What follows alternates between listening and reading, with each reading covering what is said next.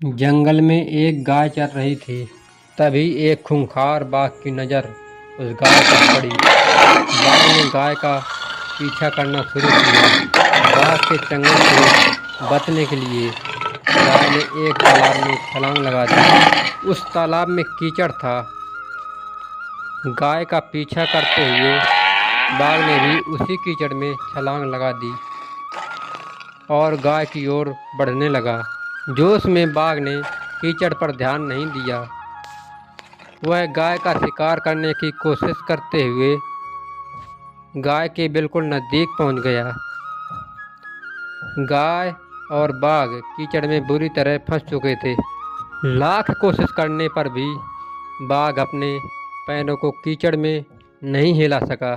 दोनों एक दूसरे की ओर देख रहे थे। कुछ समय बाद गाय ने बाघ से पूछा, क्या तुम्हारा कोई मालिक है? बाघ आग बरखा, तुम किससे बात कर रही हो? तुम किसके बारे में बात कर रही हो? तुम किससे बात कर रही हो? इस जंगल का राजा हूँ मैं। मेरा कोई मालिक तो होगा।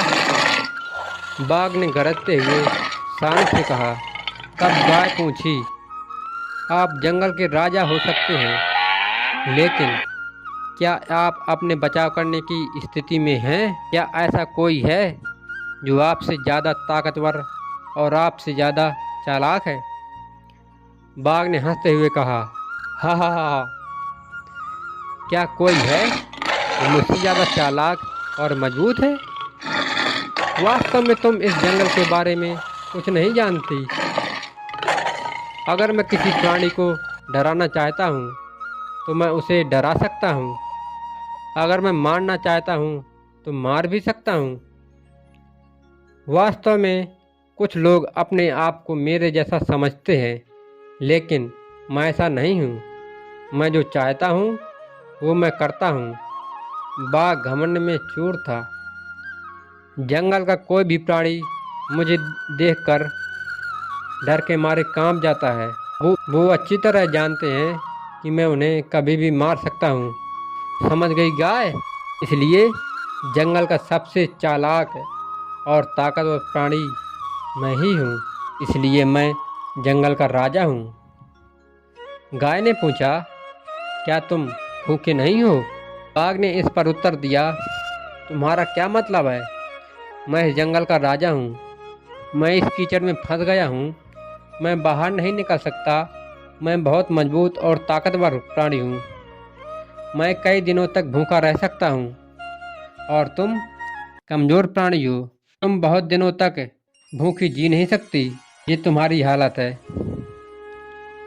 क्या तुम कल या परसों भूख के कारण मेरे सामने मरोगे?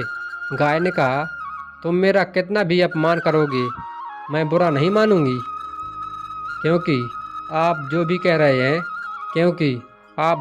रहे हैं वह सच है। अब मैं अपना बचाव भी नहीं कर सकती, लेकिन सूरज ढलने पर मेरे मालिक और उनका पूरा परिवार मुझे ढूंढेंगे। यदि मैं घर नहीं पहुंची तो वे चिंता करेंगे और 4 लोगों के साथ ढूंढेंगे। सोचेंगे कि कहीं मुझे किसी ने पकड़ तो नहीं लिया, और वो इस कीचड़ तक जरूर आएंगे और मुझे बाहर निकालेंगे। गाय ने बहुत आत्मविश्वास के साथ कहा।